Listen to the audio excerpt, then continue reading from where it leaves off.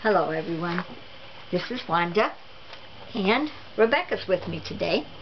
We are going to read the story, The Thought You Said It's Cure, the next story in our Mrs. Piggle Wiggles series.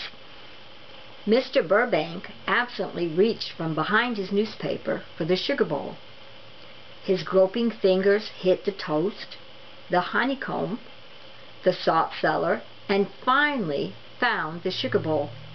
His children, Darcy, Allison, and Bard, nudged each other and laughed. Every morning, Daddy felt around on the table for the sugar while he read the bad news in paper. One morning, the news was so bad, he was so absent-minded, he put currant jelly in his coffee.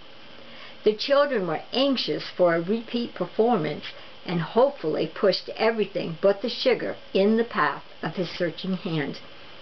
This morning, as soon as Mr. Burbank had found the sugar, he let the paper down with a bang. The sugar bowl's empty, he said in an aggravated, hurt way. But Mr. Burbank, who was buttering toast, said, "Darcy, run out to the kitchen and fill the sugar bowl, dear. The sugar's in the big red can." Darcy obediently got up, took the sugar bowl, and went out to the kitchen. After a long, long time, he came back to the breakfast table with a plate of cinnamon rolls. "What are these for?" his father said. "And where is the sugar?" "Sugar?" said Darcy. "What about sugar?" "I told you to fill the sugar bowl," said Mr. Burbank. "Oh," said Darcy, "I thought you said get the cinnamon roll." All three children looked at each other and laughed loudly. Finally, Mr. and Mrs. Burbank laughed too. Darcy went out and filled the sugar bowl, and Mr. Burbank, after 3 cups of coffee, missed his bus and decided to walk as far as the school with the children. Just as they were going out the front door, Allison remembered her arithmetic book and dashed upstairs for it. In a minute, she leaned over the banister and called, "Mother, do you see my arithmetic book?" Mrs. Burbank said, "What does it look like?" Allison said, "It's blue and not very thick." Mrs. Burbank said, "I think it's on the table in the hall." Allison said, "How did it get out there?" Mrs. Burbank said, "Out where?" "I said it's on the table in the hall." Allison said, "Oh, I thought you said it's out in the stable, in the stall." All three children roared with laughter, and Allison found her arithmetic book, and they all left the house laughing and repeating, "Out in the stable, in the stall," Mr. Banks said. Come on, we haven't all day." He walked briskly along the street, his footsteps ringing loudly and purposefully in the thin autumn air. The children giggled and jostled along behind him, and their progress so uneven and broken by the "thought you said" and shrieks of laughter that Mr. Burbank reached the corner first. In fact, almost before they had left the yard, he stopped to wait for them and to survey the city spread out below him in the morning sunshine. He was glad he lived on a hill. He was glad he was alive, and he was glad he had a little boy 9, a little girl 7, and a little boy 6. When the children had caught up with him, he said, "Look, children, see how beautiful the city looks from up here. Watch the fog rise over there." "Where's the dog?" said Bard. "What dog?" said Darcy. "What color are the dog's eyes?" asked Allison. "What on earth are you talking about?" said Mr. Burbank. "I said watch the fog rise over there." "Oh," Bard said, "I thought you said watch the dog's eyes glare." All the children laughed and laughed. Mr. Burbank said, "What nonsense." But it was a beautiful morning, so he laughed with the children lightheartedly. When they were halfway down the next block, the children suddenly stopped still in front of a pretty white house and yelled in unison, "Marilyn! Marilyn! Come on, we'll be late." Mr. Burbank said, "That's no way to do. If you want Marilyn, go to the door and ask for her." The children looked surprised, but went obediently up to the door and rang the bell. Marilyn's mother opened the door, said something to the children, which seemed to send them into convulsions of mirth. Doubled over with laughter and holding their sides, they came down the walk to their father. "Now what's so funny?" Mr. Burbank asked. Darcy said, "Marilyn's mother said Marilyn fell in the toaster and is burnt up dead." Mr. Burbank said, "What did Marilyn's mother really say, and why isn't Marilyn going to school?" Allison said, "She said Marilyn fell in her coaster and burnt her head, and Darcy thought she said Marilyn fell in the toaster and is burnt up dead."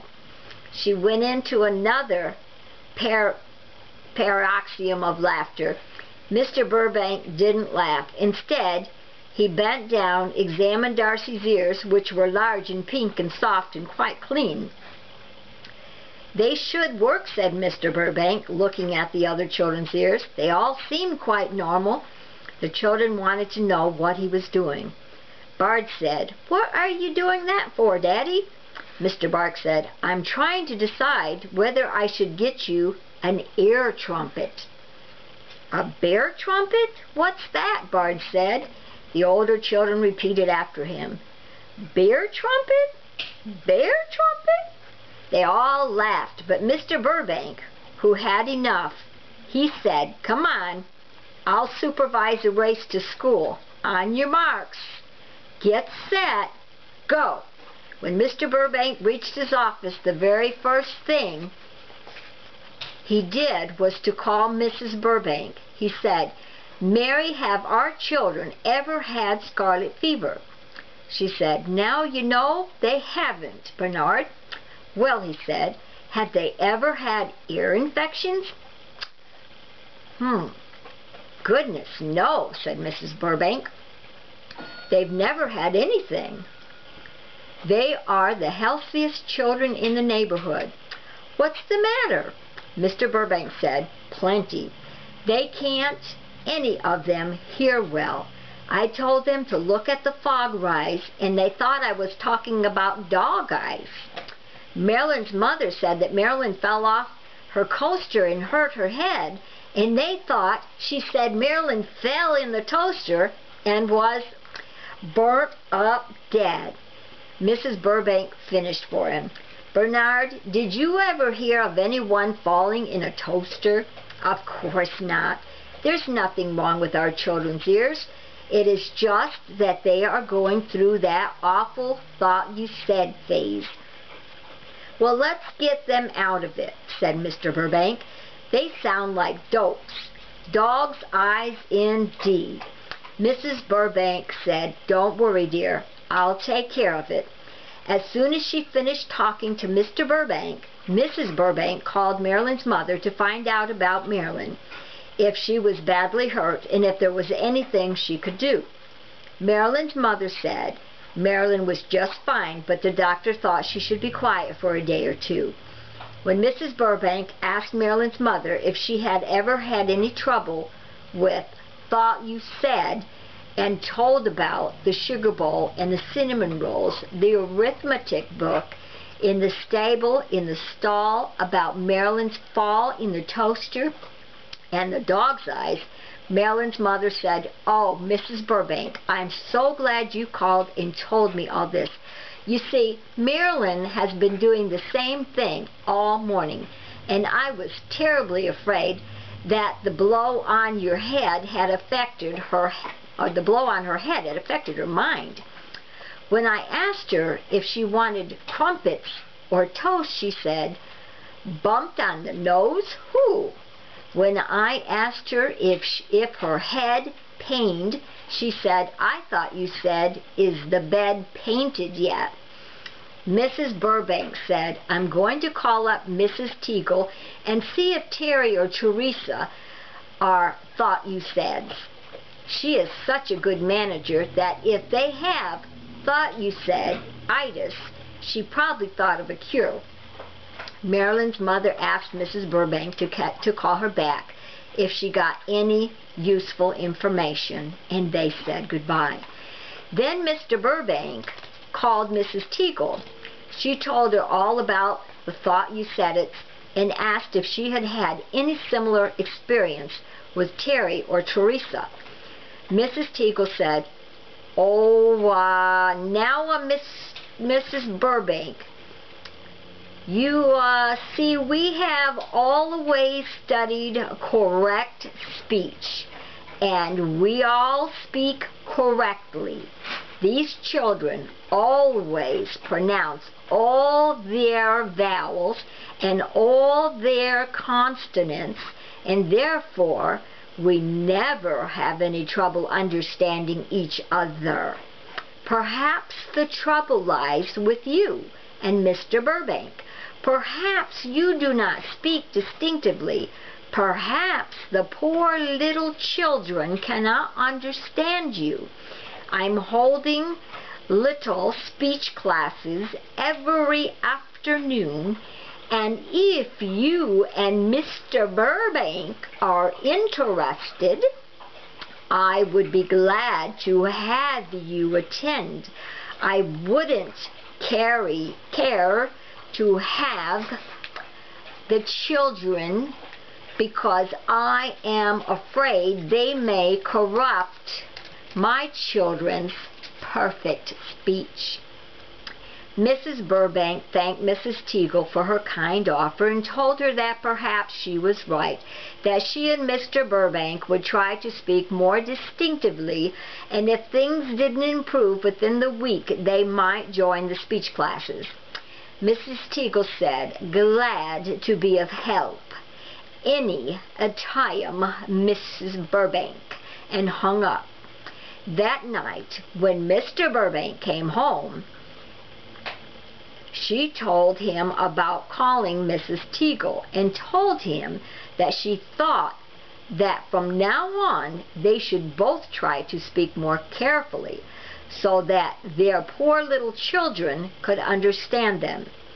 That night at dinner, Mr. Burbank announced in a very loud voice, "Please pass the butter."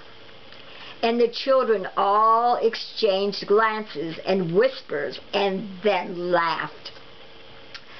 The butter remained cool and comfortable on its little plate in front of Darcy. Mr. Burbank looked accusingly at Mrs. Burbank, and she said in a high, unnatural voice, "Children, listen to me. Please pass your father the butter." "Oh," said Darcy, "did you say pass the butter? I thought you said please gasp and mutter." Allison said, "I thought you said he's Pa's mother." Mr. Burbank said in a low, grim voice, "I said, please pass the butter." Darcy passed it to him with a beaming smile. The next morning after breakfast, Mr. Burbank called from upstairs, "Where's my briefcase? Anybody seen my briefcase?" Allison said, "Who's got a thief's face?" Darcy said, "Beef paste? What do you want that for?" Bard said, "Leaf race. I thought he said leaf race." They all laughed loudly and did not look for the briefcase. They could hear their mother and father banging doors and scuffling around upstairs, but they were so busy thought you setting, they didn't even notice that Bard was standing in front of the briefcase, which was leaning against the radiator in the front hall. Finally, Mr. Burbank came running downstairs, wide-eyed and almost too late for his bus. He called to Mrs. Burbank, "If you find it, dear, bring it right down to the office. I must have it this morning." He slammed the front door and ran like the wind for his bus. Mrs. Burbank was giving the children their final inspection before school when she saw the briefcase leaning against the wall right behind Bard's fat little legs. She said, "Why, children, why didn't you tell Daddy his briefcase was down here? You must have seen it. Now I'll have to make a special trip all the way downtown to take it to him. Why didn't you tell him?" She looked sternly at the three children. Allison said, "Briefcase? I didn't know that's what he wanted. I thought he said thief's face." Darcy said, "I didn't know he wanted his briefcase. I thought he said beef paste." And Bard said, "I thought he said leaf race." Mrs. Burbank said, "You know perfectly well that Daddy wouldn't talk about a thief's face, beef paste, or leaf races. That's just nonsense. And I'm getting good and tired of all this thought you said business." She sent them off to school with a little push and without a kiss. But the thought you said it's continued all the rest of that week. By Friday morning, Mr. and Mrs. Burbank were so irritable they didn't even want to come downstairs and eat breakfast with the thought you saiders. They tried to solve the problem by not speaking to the children, but of course the telephone rang and Mrs. Burbank said to Allison, "Answer the phone."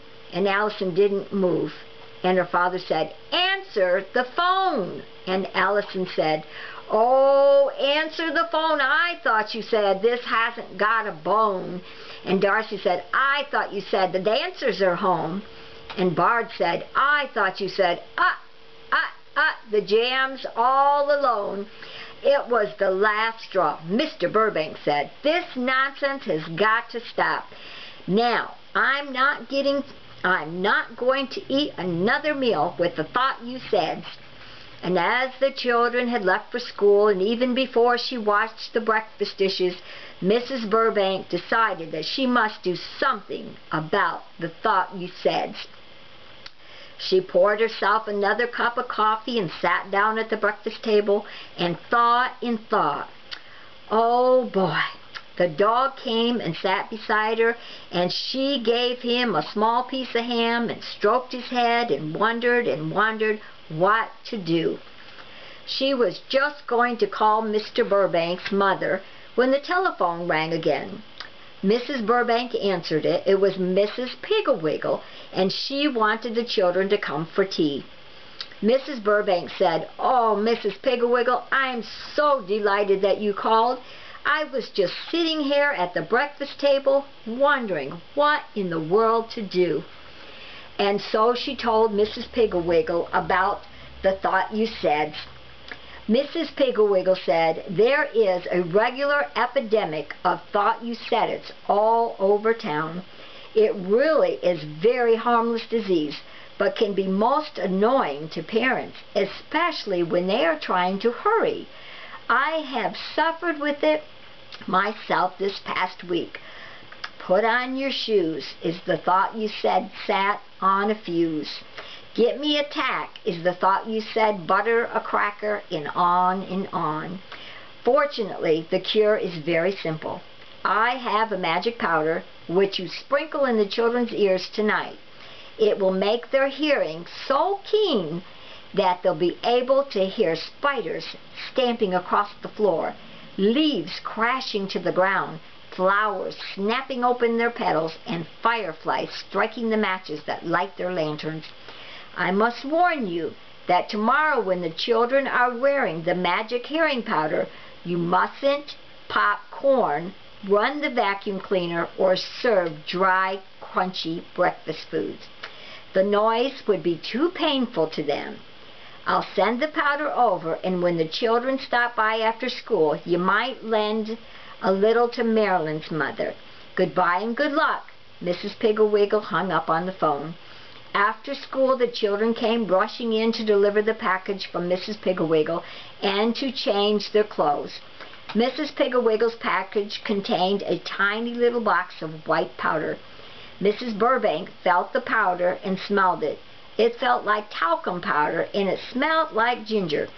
She put it under the pile of clean handkerchiefs in her handkerchief box. That evening, after the children were in bed, she told Mr. Burbank about it. He thought that the magic powder sounded wonderful and decided to try a little bit in his own ears. Mrs. Burbank went up and got the bottle, and Mr. Burbank put a pinch in his left ear. Immediately, he shouted, "Turn off that terrible radio! It's killing me!" Mrs. Burbank rushed and turned the radio off. Mr. Burbank said, "It's thundering. We must be going to have a storm." Mrs. Burbank listened. She couldn't hear any thunder. She opened the front door and went out and looked at the sky. It was clear, dark blue, spangled with stars. That night was as still and quiet as a picture. Mr. Burbank shouted, "The storm's getting closer, almost overhead now." Mrs. Burbank came in and closed the door. She said, "Bernard Burbank, it's a cold, clear, perfectly peaceful night. There is no thunder." Mr. Burbank said, "Listen, don't you hear it? Deafening. That's what it is, deafening." Mrs. Burbank listened very carefully. Then she heard from the kitchen a soft, very faint thumping noise. She went out to investigate and found Old Boy the dog lying under the kitchen table, scratching and bumping his elbow on the floor. She gave Old Boy a dog biscuit and put him out, and then she went back to the living room and asked Mr. Burbank if the storm had passed over. He said, "Do you have to stamp your feet like that? You currently must be getting fat. You sound like a coal truck when you walk."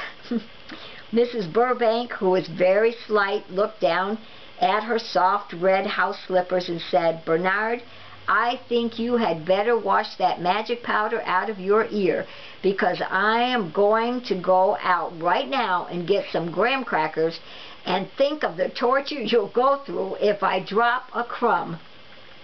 Mr. Burbank said, "Stop shouting." Mrs. Burbank said, "I'm whispering, dear." So Mr. Burbank went upstairs and washed out his ear. And when he snapped on the light in the bathroom, he flinched because it sounded like a pistol shot. And when he turned off the faucet, it sounded like Niagara Falls.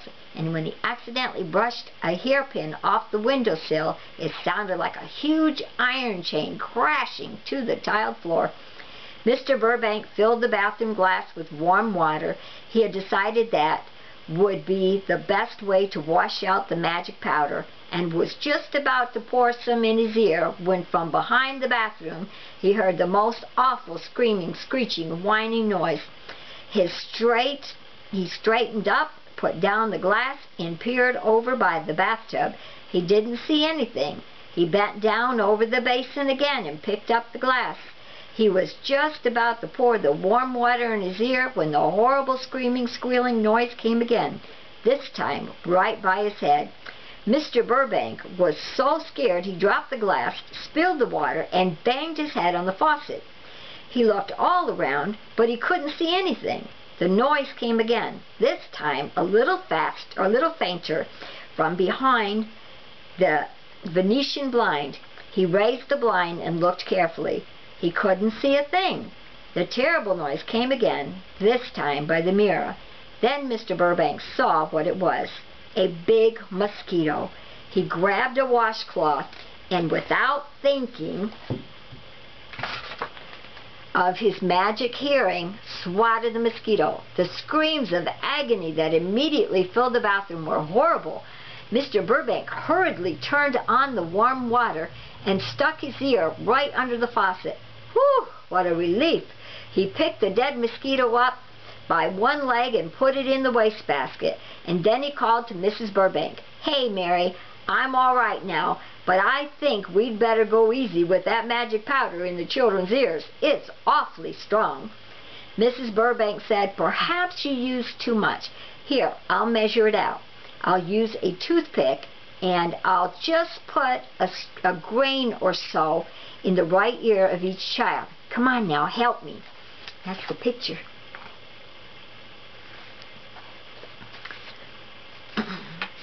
They tiptoed into the children's rooms and put a toothpick full of the magic powder in each one's right ear. Even in his sleep, Darcy was saying, "Miss Anderson, I didn't hear you say, 'Hand me that ruler.'" I thought you said bananas are cooler. Mr. and Mrs. Burbank looked at each other's at their sleeping son and then at each other. Just wait until tomorrow, Darcy, old boy, said Mr. Burbank. The next morning at 7 o'clock, Bard came running into his parents' room and said, Mother, Daddy, there's a terrible noise in our room. It sounds like sawing. Mr. and Mrs. Burbank got out of bed and put on their robes and went to investigate. They couldn't hear a thing. Darcy said, Isn't that an awful noise, Daddy? Do you think it's a buzz bomb? Mr. and Mrs. Burbank looked and looked, but they couldn't see or hear anything. Mr. Burbank told the children to get dressed and come to breakfast. Bard began to cry. He said, We'll come down, Daddy, but you don't have to yell at us. Mr. Burbank said in a very quiet whisper, Your hearing must be very good this morning. I didn't yell. In fact, I almost whispered. Then he said, Exactly where is the buzzing noise coming from, Darcy? Listen carefully and tell me. Darcy said, Right there by the curtain. Mr. Burbank pulled back the curtain and found a very small fly buzzing and buzzing in the corner of the window. Remembering his experience with the mosquito, he didn't dare swat the fly, so he opened the window, unlatched the screen, and pushed the fly off the windowsill. It flew happily away. Darcy said, Daddy, I can't stand this awful crunching noise my shoelaces make when I push them through the holes. It sounds like bones breaking. Mr. Burbank said, Here, I have an idea. He tied his handkerchief around Darcy's head like a bandage. This'll fix it, he said softly. Whilst Biscuit, Darcy said, Whistle Biscuit, Darcy said. I thought you said Whistle Biscuit. His father jerked the handkerchief off and said, Hurry down to breakfast. At breakfast, Allison said, Oh, Mother, I can't stand the sound of you buttering that toast. It sounds like hoeing on cement. Bart said, Hoeing on cement? I thought you said, He took a spoonful of oatmeal and never finished the sentence.